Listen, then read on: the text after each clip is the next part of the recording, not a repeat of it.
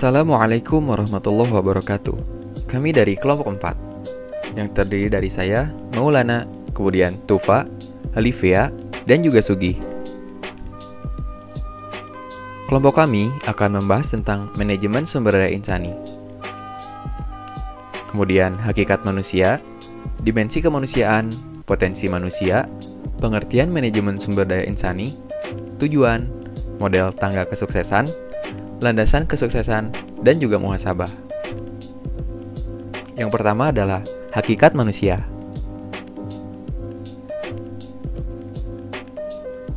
Hal yang menjadi dasar diciptakannya manusia oleh Allah Subhanahu wa Ta'ala adalah Islam, yang mana manusia diberi amanat untuk menjadi khalifah di muka bumi ini, dan juga untuk beribadah kepada Allah, sebagaimana yang terdapat dalam Quran Surah Az-Zariyat ayat 56. A'udzubillahi minasyaitonirrajim. Wa ma khalaqtul jinna wal insa illa liya'budun. Yang artinya, dan aku tidak menciptakan jin dan manusia melainkan supaya mereka beribadah kepadaku. Lalu, dimensi kemanusiaan. Dimensi adalah hal ikhwal yang berhubungan dengan misi kehidupan yang dilalui oleh setiap makhluk ciptaan Tuhan. Tak terkecuali manusia sebagai salah satu jenis makhluk yang diciptakan Allah dengan memiliki dimensi dalam ukuran dan postur badan termasuk sifat, sikap, bakat, dan kemampuan yang berbeda antara individu yang satu dengan yang lainnya. Kemudian, macam-macam dimensi kemanusiaan. Yang pertama, dimensi kecerdasan, kemudian dimensi etis, dimensi spiritual, dimensi kemampuan manusia dalam berbagai hal, lalu dimensi kemampuan mengenali diri. Yang pertama adalah dimensi kecerdasan, yakni terdiri dari kecerdasan intelektual, emosi, fisik, dan spiritual. Kemudian dimensi etis, pandangan mengenai etika dan ukuran yang tepat untuk dikatakan etis atau tidaknya suatu tindakan masih mengalami pro dan kontra. Sutrisno Agus mengatakan, ada dua acuan pokok pengertian etika. Etika adalah tinjauan kritis tentang baik tidaknya suatu perilaku atau tindakan. Kemudian ukuran penilaian menggunakan 3 tingkat kesadaran, yaitu kesadaran hewani, manusiawi, dan spiritual. Lalu, dimensi spiritual, contohnya yakni para stakeholder dalam perusahaan yang menanamkan bahwasanya perusahaan itu hanya sebagai ladang ibadah kepada Allah, kemudian menjadikan perusahaan itu menjadi lebih baik dan tidak merusak lingkungan. Lalu, dimensi kemampuan manusia dalam berbagai hal. Dalam Islam, manusia merupakan ciptaan Allah yang paling sempurna bila dibandingkan dengan makhluk yang lainnya. Yakni salah satunya adalah manusia memiliki akal. Dengannya, manusia dapat melakukan banyak hal. Maka, jika hal ini dimaksimalkan, tentunya akan melahirkan sesuatu yang sangat berguna bagi diri dan lingkungan sekitar. Sebagaimana yang terdapat dalam Quran Surat At-Tin ayat 4, yang artinya, sesungguhnya kami telah menciptakan manusia dalam bentuk yang sebaik-baiknya. Lalu, dimensi kemampuan mengenali diri. Jika seseorang dapat mengenal dirinya, maka orang tersebut akan mudah memaksimalkan potensi yang ada pada dirinya, baik itu potensi dalam keluarga, dalam masyarakat, dan spiritual. Setelah itu, kita akan membahas potensi manusia. Potensi manusia dalam Islam maksudnya adalah setiap manusia sudah dibekali dengan beberapa potensi dasar berupa potensi fisik, spiritual, serta akal. Ketiga potensi dasar ini masih perlu dikembangkan untuk bekal hidup manusia itu sendiri. Pengembangan potensi diri dipengaruhi oleh lingkungan sekitar manusia seperti keluarga, sekolah, dan masyarakat. Proses pengembangan diri berlangsung selama manusia itu hidup. Potensi ini juga akan memberikan kemampuan pada manusia agar mereka bisa menentukan serta memilih jalan hidupnya sendiri. Manusia diberikan kebebasan untuk menentukan takdir serta untuk berkreasi guna pengembangan potensinya, walaupun kebebasan ini tetap terikat dengan norma dan aturan yang berlaku di lingkungannya serta norma agamanya. Selanjutnya ada pengertian manajemen sumber daya insani. Yang pertama, ada manajemen dalam perspektif Islam. Manajemen dalam perspektif Islam berarti suatu ilmu yang mengatur tentang pengelolaan dan pengurusan yang fungsi serta ketetapannya sudah dijelaskan di dalam Al-Quran. Manajemen juga berperan untuk melaksanakan aktivitas dan mewujudkan tujuan yang berarti harus terikat dengan lingkungan sosial yang berpegang teguh pada prinsip kondisi sosial setempat. Selanjutnya, ada pengertian sumber daya insani. Sumber daya insani adalah sekumpulan orang yang berada di dalam suatu organisasi yang memberikan sumbangan pemikiran dan ide serta melakukan berbagai jenis pekerjaan guna mencapai tujuan organisasi tersebut. Jika pengertian manajemen dan sumber daya insani digabungkan, berarti manajemen sumber daya insani adalah sebuah proses manajerial di mana kita dapat mengatur hubungan dan peran sumber daya yang dimiliki oleh individu secara efektif dan efisien, serta dapat digunakan secara maksimal agar tujuan bersama dapat tercapai dengan baik. Selanjutnya, yaitu tujuan sumber daya insani, yang tujuannya untuk mendapatkan, mengembangkan, menggunakan, mengevaluasi, dan memelihara karyawan dalam jumlah atau kuantitas dan tipe atau kualitas yang tepat dalam suatu perusahaan. Nah, mengapa sumber daya insani penting? Sumber daya insani penting karena praktik dalam kerja harus berkinerja tinggi. Praktik yang menghasilkan kinerja individu dan organisasi yang tinggi. Seperti contohnya, tim-tim kerja yang mengarahkan diri sendiri, rotasi jabatan, pelatihan keterampilan yang tinggi tingkatannya, kelompok-kelompok pemecah masalah, proses dan prosedur manajemen, mutu dan terpadu, mendorong perilaku kreatif dan inovatif, keterlibatan dan pelatihan karyawan secara luas.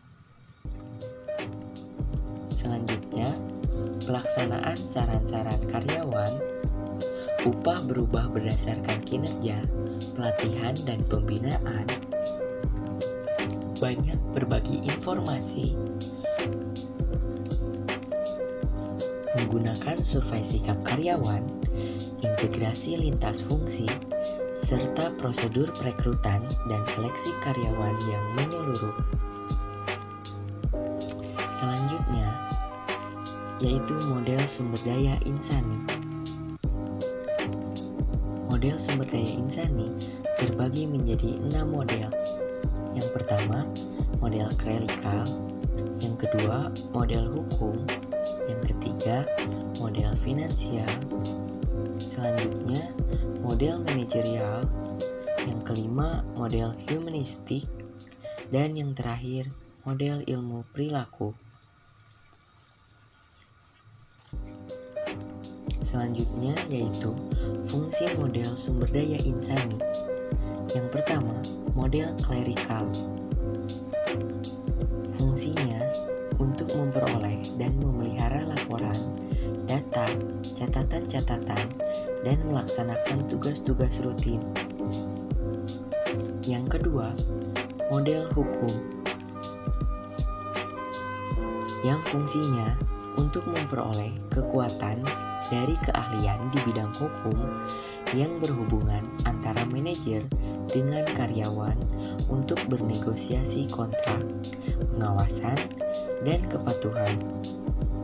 Yang ketiga, yaitu model finansial, yang fungsinya untuk memperoleh biaya kompensasi tidak langsung seperti biaya asuransi, kesehatan, pensiun, asuransi jiwa, dan sebagainya.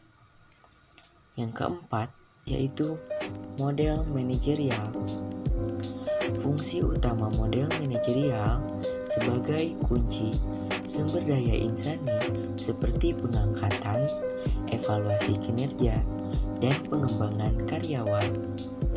Yang kelima, yaitu model humanistik, yang fungsinya untuk mengembangkan nilai dan potensi individu karyawan dan membantu memaksimalkan pengembangan diri dan peningkatan karir.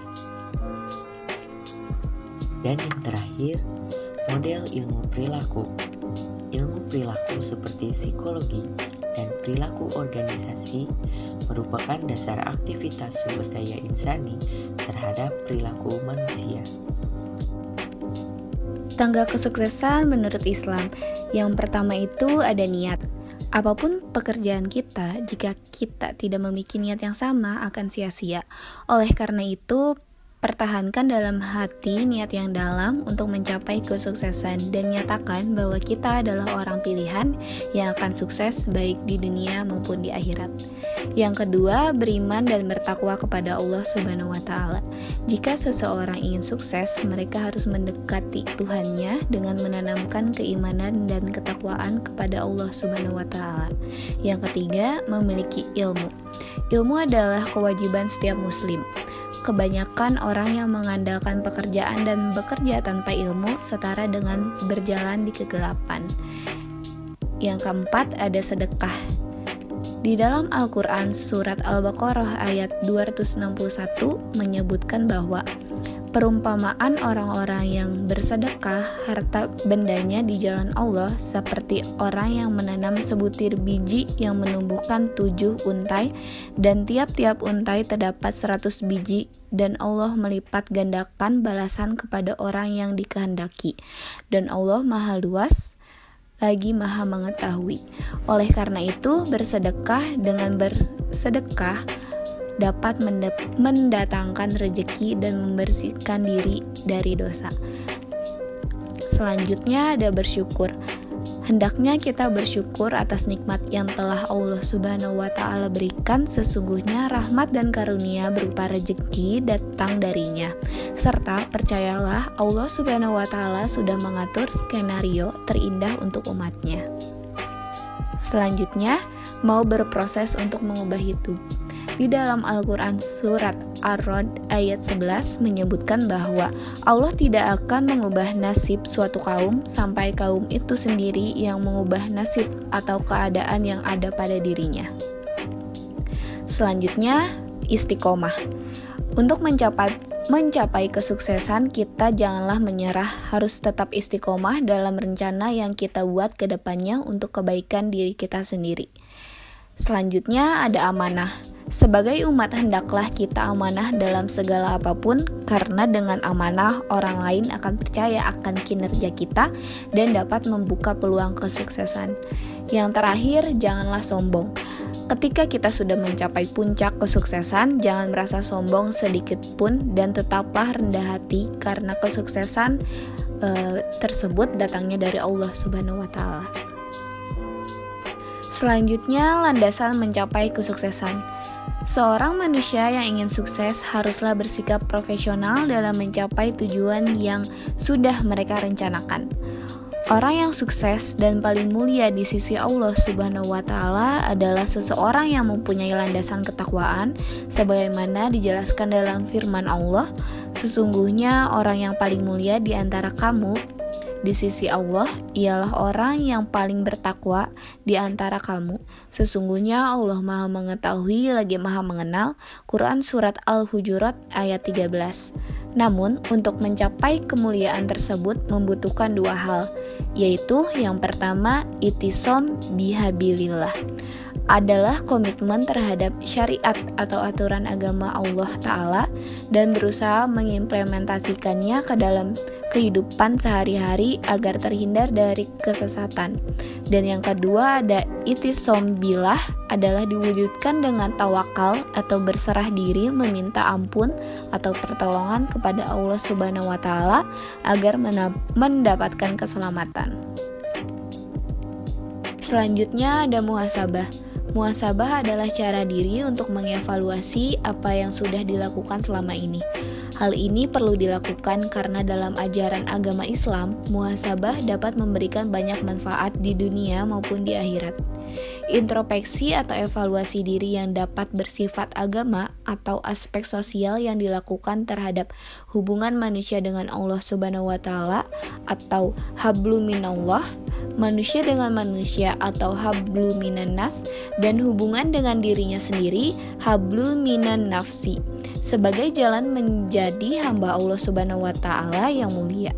Allah bersabda, "Hai orang-orang yang beriman, bertakwalah kepada Allah dan hendaklah setiap diri memperhatikan apa yang telah diperbuatnya untuk hari esok atau akhirat, dan bertakwalah kepada Allah, sesungguhnya Allah Maha mengetahui apa yang kamu kerjakan." Quran Surat Al-Hasyr ayat 18. Manfaat muhasabah. Yang pertama, mengetahui kekurangan dan aib sendiri. Dengan muhasabah diri, seorang muslim akan dapat mengetahui apa yang harus dilakukan atas kekurangan dan aib yang ada pada dirinya sendiri. Yang kedua, mengetahui taraf keimanan terhadap Allah Subhanahu wa Ta'ala. Hamba yang bermuhasabah diri soal ibadah dapat mendekatkan dirinya dan berintrospeksi diri atas kekurangan soal ibadah serta dapat memohon ampun kepadanya. Karena seorang hamba yang bermuhasabah akan lebih dekat dengan kebenaran, yaitu menjadi hamba yang dicintai oleh Allah Subhanahu wa Ta'ala. Cara muhasabah diri sendiri. Yang pertama, mengevaluasi soal niat, amalan, dan dosa-dosa. Dengan merenungkan apa saja yang telah dilalui dalam hidup, lalu mengevaluasi apakah diri ini sudah menjadi seorang yang baik, melakukan perintahnya dan menghindari larangannya, dan merenungkan atas dosa-dosa yang telah diperbuat selama hidup. Setelah mengetahui jawabannya, kita berniat untuk berusaha lebih taat kepada Allah Subhanahu wa Ta'ala. Yang kedua, mendirikan sholat taubat. Ketika kita telah menyesali segala dosa, maka sebagai seorang muslim yang taat akan segera bertaubat. Salah satu bentuk amalan yang bisa dilakukan adalah mendirikan sholat taubat. Sebagaimana Rasulullah bersabda, yang paling dekat antara seorang hamba dengan Robnya adalah ketika ia bersujud, maka perbanyaklah doa ketika itu. Yang ketiga, menerima masukan dan saran dari orang lain. Sebagai manusia, kita membutuhkan orang lain untuk menyadarkan diri dari kesalahan yang telah diperbuat. Rasulullah bersabda, "Sesungguhnya aku hanyalah manusia seperti kalian, aku lupa sebagaimana kalian lupa. Oleh karenanya, ingatkanlah aku ketika diriku lupa." Keutamaan muhasabah diri. Yang pertama, menghindarkan manusia dari sikap merasa paling suci. Maka janganlah kamu mengatakan dirimu suci, dialah yang paling mengetahui tentang orang yang bertakwa. Quran Surat An-Najm ayat 32. Yang kedua, menghindarkan manusia dari sikap sombong. Sebagaimana yang dicontohkan oleh Muhammad bin Wasi, andaikan dosa itu memiliki bau, tentu tidak ada dari seorang pun yang ingin duduk dekat-dekat denganku. Yang ketiga, menyadarkan untuk memanfaatkan waktu dengan baik. Ibnu As-Sakir pernah menceritakan tentang Al-Faqih Salim bin Ayyub Ar-Razi bahwa ia terbiasa mengoreksi dirinya dalam setiap nafasnya. Ia tidak pernah membiarkan waktu tanpa faedah. Yang keempat, menenangkan hati dan mendapatkan petunjuk. Iman Al-Baidawi dalam tafsirnya bahwa seorang bisa terus berada dalam petunjuk jika rajin mengoreksi amalan-amalan yang telah ia lakukan. Sekian pemaparan dari kelompok 4. Terima kasih sudah menonton. Jangan lupa like, comment, and share. Bye-bye.